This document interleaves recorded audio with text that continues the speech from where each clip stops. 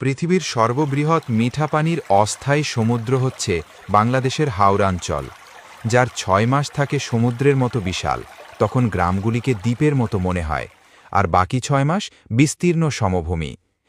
কিন্তু আপনার কি মনে হয়নি কখনো কিভাবে এই বিশাল হাওরের সৃষ্টি? অতীতে বঙ্গোপসাগর মেঘালয়ের পাদদেশ পর্যন্ত বিস্তৃত ছিল। হিমালয় থেকে উৎপন্ন নদীগুলো কোটি কোটি টন পলি নিয়ে দক্ষিণে নেমে আসে। সময়ের সাথে সাথে এই পলি জমে তৈরি হয় বিশ্বের সবচেয়ে বড় নদী ডেল্টা, বেঙ্গল ডেল্টা। ডেল্টা গঠনের ফলে বঙ্গোপসাগরের উত্তর অংশ ক্রমে ভরাট হতে থাকে, আর সমুদ্র ধীরে ধীরে সরে যেতে থাকে দক্ষিণে। কিন্তু মেঘালয়ের শিলং ফল্টের নিচে এবং বেঙ্গল ডেল্টার ওপরের অংশ সিলেট ভেসিন, তখন সাগরের পানি আটকে গিয়ে সৃষ্টি হয় সামুদ্রিক হ্রদ। পরে ব্রহ্মপুত্র ও মেঘনা নদী এই অঞ্চলে বিপুল পরিমাণ পলি ফেলে।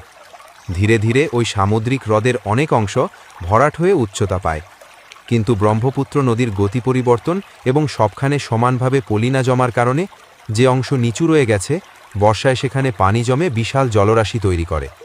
এই নিচু অববাহিকায় আমরা আজ হাওড় নামে চিনি, যা বাংলাদেশের ৮টি জেলা জুড়ে বিস্তৃত। জেলাগুলো হলো হবিগঞ্জ, মৌলভীবাজার, সিলেট, সুনামগঞ্জ, নেত্রকোনা, কিশোরগঞ্জ এবং ব্রাহ্মণবাড়িয়া। কিন্তু এই হাওর কিভাবে পরিকল্পিতভাবে ধ্বংস করা হচ্ছে, অথবা এই হাওর অঞ্চল সিলেট, সুনামগঞ্জে কেন প্রতি বছর বন্যা হয়, এরকম অনুসন্ধানমূলক ভিডিও পেতে চাইলে কমেন্টে জানান।